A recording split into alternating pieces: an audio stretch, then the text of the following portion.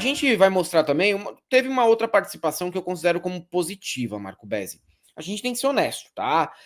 A gente pode discordar em quase tudo que parlamentares de direita opinam dentro do nosso Congresso, mas dessa vez, eu não estou sendo irônico, o Carlos Portinho mandou muito bem. Ele que é do PL, ele mandou muito bem no PL do Rio de Janeiro, né? Ele que ficou com a vaga do Harold de Oliveira, que na sua rádio FM dizia que bastava tomar sol para curar a Covid. E olha só que ironia, morreu de Covid também, o pastor Harold de Oliveira. E a vaga caiu no colo do Carlos Portinho. Mas Carlos Portinho teve uma participação interessante também. Eu queria mostrar algumas das falas dele. Eu separei 3 trechos aqui, né? Trechos em que ele discute com o Cajuru sobre o Pelé. Discussão tipo a nossa aqui, sobre em quem o Senna votaria, e eles discutindo sobre o que Pelé faria se estivesse vivo. Eles discutiram sobre isso, momento interessante. Um outro momento também importante aqui é ele perguntando para a Virgínia se ela faria propaganda de maconha, cocaína e crack, e ele dando uma sugestão que, para mim, é a sugestão que eu também compartilho, que é proibir a propaganda de bet. Se não dá para proibir as bets, então não tem que ter propaganda com um influenciador. Claro. Tá? Vamos mostrar aqui primeiro ele perguntando se a Virgínia faria propaganda de droga, se fosse permitido. Se fosse permitido... Pera aí. Propaganda de cigarro? Deixa eu colocar se fosse de novo, permitido, tá? Não é. Se fosse permitido, você faria propaganda de cigarro? Se fosse permitido, tá? Não é. Tá. Se eu fumasse... Sim. Não sei. Se. Tá. É muito se. Tá bom. Não sei. Você, então, vou para o que é permitido. Não, o que eu achei interessante, e eu tô elogiando aqui de verdade, genuinamente, o Carlos Portinho, porque ele joga uma isca para a Virgínia. Né? Qual isca é essa? A sua moral, ela é elástica? A sua ética, ela é elástica? Dependendo, se for permitido, você muda de ideia, porque se for proibido, você é contrária. Mas se for permitido e pagar bem, você muda de ideia? Na hora? É isso que ele tentou fazer com que a Virgínia acabasse confirmando. Ainda que com alguma restrição. Você faria propaganda de bebida alcoólica? Ou você faz? Eu não sei. Nunca fiz, mas enfim, o meu sogro tem, ele é em casa, minha mãe consome, meu pai consumia e tal, então, sem problemas. Tá bom. Se drogas fossem liberadas, você faria propaganda de drogas? Maconha, cocaína, crack... Pensou, quanto paga? Não, porque são drogas, mas... Mas se fosse liberado, agora mesmo, o Barroso... Não, mas eu não sou a favor de drogas. Eu não uso drogas, então eu não sou a favor, então eu não faria. Obrigado. Você acha que a publicidade das bets, das apostas, deveria ser melhor disciplinada e ter maiores restrições à publicidade? Então, eu não entendo essa parte, igual o meu trabalho é fazer publicidade, e o que os senhores falarem para a gente fazer é o que eu vou fazer. Então, se o senhor falar que eu tenho que falar mais coisas, alertar ainda mais, se como fazer isso, pode ter certeza que eu vou estar fazendo. Vai nada. Além da publicidade de apostas, você tem algum trabalho de educação financeira para esse público que te assiste? Ou seja, você... Então, ela quase respondeu. Depende quanto vai pagar, né? E o pior é que aí você vê, né, a dissimulação ou a ignorância, chamem como quiser, das pessoas, né, de direita. Ah, não, porque droga eu não gosto. Mas assim, as bets estão viciando a galera. Qual a diferença? Bebida, Helder. Bebida. Que é droga mais forte, poderosa do que a bebida alcoólica no Brasil? Sim, mas eu tô dizendo assim, ela não leva em consideração que as drogas, né, e o vício em jogo não são muito diferentes.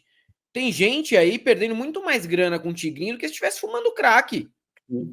Até porque o tigrinho, você vai lá, joga no banheiro escondido da tua família, ninguém sabe que você tá viciado. Você joga na rua, no trabalho, e o crack não, é um negócio que o pessoal uma hora ou outra vai notar que você tá no crack, que você tá na cocaína, tá? Então é um problema de vício também. Só que para ela não tem problema, não é a mesma coisa. porque sei lá, porque você não compra na boca, porque você não tem que colocar num caixinho. Porque é regularizado pelo governo, né? Infelizmente. Exatamente. Tem aqui o bate-boca do Carlos Portinho com o Cajuru, que fez umas intervenções bem imbecis hoje. Não, ele ganhou fazendo publicidade de telefonia, de Bombril, cigarro e bebida, ele fala isso em diversas entrevistas, ele recusava.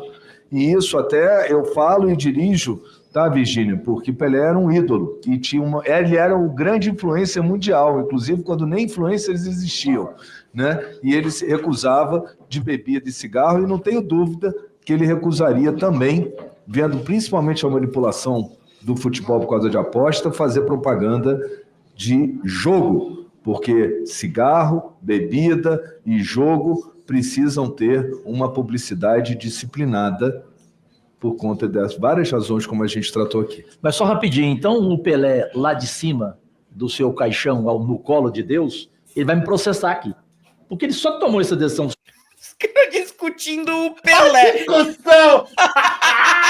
É igual nós aqui falando do Senna, caralho. Só que mas a gente fala de forma irônica, pô. Entretenimento.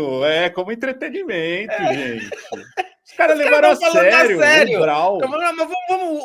o Pelé hipotético, ele faria propaganda de bet? O que você acha? Bom, o Pelé hipotético pode me processar também. Depois o Neymar hipotético, que teria ganho a Copa do Mundo, que teria sido o melhor do mundo, que teria levado 10 Champions. Agora a gente tem um Pelé hipotético que teria feito uma propaganda da Esportes da Sorte e processado o Cajuru, ainda por cima. O Pelé hipotético é um novo personagem brasileiro. O Senna hipotético, que votaria no Lula. Tem aí o Neymar hipotético, que teria sido o melhor da história, maior que o Pelé, inclusive. E agora o Pelé hipotético. Depois que ele faturou bilhões, que ele ficou bilionário com publicidade. Não, aí é fácil você parar. Com publicidade. Ele não teve esse compromisso. Não com publicidade de cigarro e bebida. Vamos deixar a memória de Pelé intacta. Ele é um exemplo de atleta e de influência. Ele fez propaganda de cigarro e bebida quando ele foi jogar no Cosmos de Nova York. Ganhou uma fortuna. Ele parou depois, senador Portinho. Depois é fácil. O pai dos burros é o dicionário e a mãe é a inteligência artificial. Eu vou perguntar aqui, porque aonde eu pesquisei, o que ao contrário, a imagem dele, a imagem dele é de ter recusado. Vamos retornar aqui ao nosso... Um segundo só, Soraya, é uma coisa grave. Tanto que eu não vou falar aqui. Eu esperei o presidente Irã falar... Olha os caras rindo aqui atrás, ó. Olha o pessoal rindo aqui atrás, se liga. Coisa grave. Tanto que eu não vou falar aqui. Se liga. Eu esperei o presidente Irã falar, porque eu tenho algo para denunciar aqui agora. Tá duraço, hein? Algo gravíssimo. Duraço. E por respeito... Tá duraço. Toda essa fala do Cajuru, o tempo inteiro, ele tá duraço. Né? Ô, Bezi, isso aqui me recorda as conversas que eu tenho com meus amigos já bêbados ali depois do futebol. Quem foi melhor? O Raí ou o Marcelinho Carioca? Ei, responde aí. É tipo isso, cara. E o Pelé? O Pelé faria propaganda de cigarro e de álcool se não tivesse ficado bilionário? Eu acho que faria sim, mano. Eles estão discutindo um papo de bêbado, né? O Cajuru puxou o famoso papo de bêbado. E aqui é a resolução final do Carlos Portinho, que também é a minha visão, né? Se não conseguir proibir as bets, cara, não dá para que influenciadores que não têm nenhum comprometimento com a saúde do público continuem a divulgar esses jogos, que já é um problema de saúde público no nosso Sistema Único de Saúde. Né? Ou evitar as apostas, ou proteger a imagem, inclusive, dos atletas que a gente está vendo. Mais uma rodada, senador Girão, e o menino lá do Juventude, de novo alerta de bet, de cartão amarelo sobre ele, de manipulação. Né? Eu fiz uma palestra no Flamengo, dentro do CT do Flamengo, como fiz em outros clubes, ainda aqui, agora há pouco, exercendo minha atividade parlamentar, mas sou advogado desportivo e fui chamado. O primeiro aluno da fila, digamos assim, era o Bruno Henrique. Então, isso é para mostrar que a educação financeira, ela é uma ferramenta. Mas os caras, o primeiro aluno era o Bruno Henrique, porque era mais burro, então a gente tinha que falar com ele logo, antes que ele entrasse nisso. E entrou. Indiretamente, é o irmão dele, né?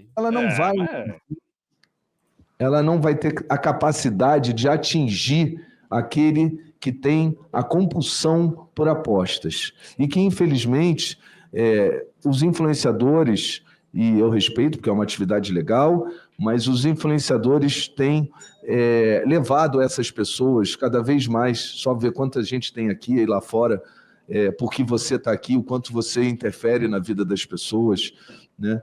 E eu assistindo, tanto aqui quanto do carro, enquanto eu vinha o seu depoimento, eu estou cada vez mais certo do que a gente deve não só restringir animações como Tigrinho, Aviãozinho, Jabutis, o que tiver, Betão e não sei o que levam crianças a apostar. Isso tem que ser restrito, né? Como há, inclusive, na propaganda de cigarro e de bebida, né? Você não pode usar animações infantilizadas, como também a gente vai ter que restringir a participação de pessoas nessas publicidades. E eu digo por quê.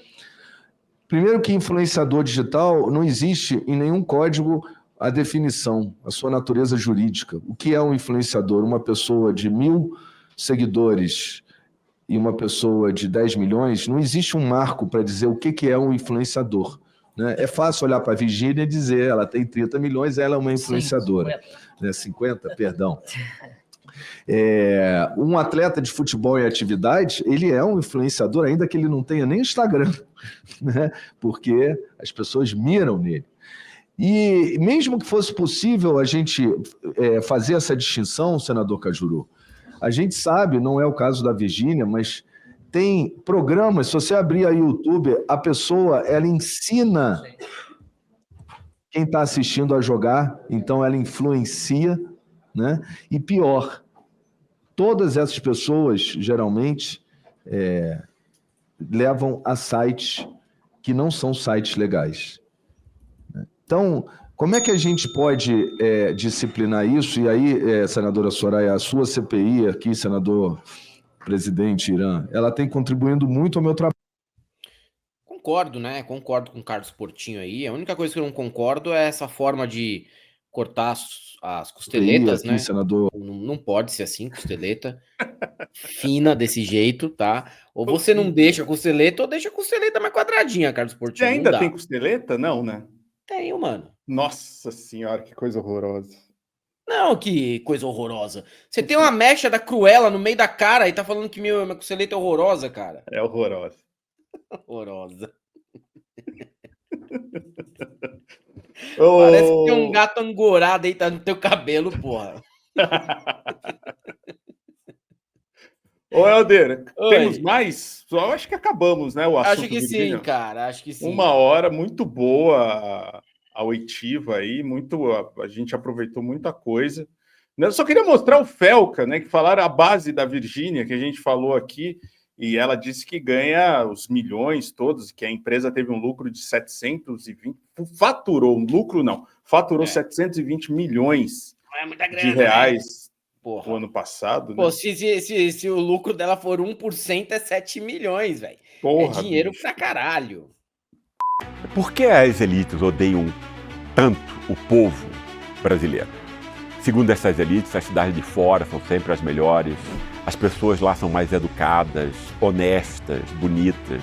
Cidade boa é Miami, comida e cultura de valor só na Europa. É sobre esse tema e a explicação disso que farei a próxima aula magna da pós-graduação do ICL, Repensando o Brasil, Sociedade, Política e História.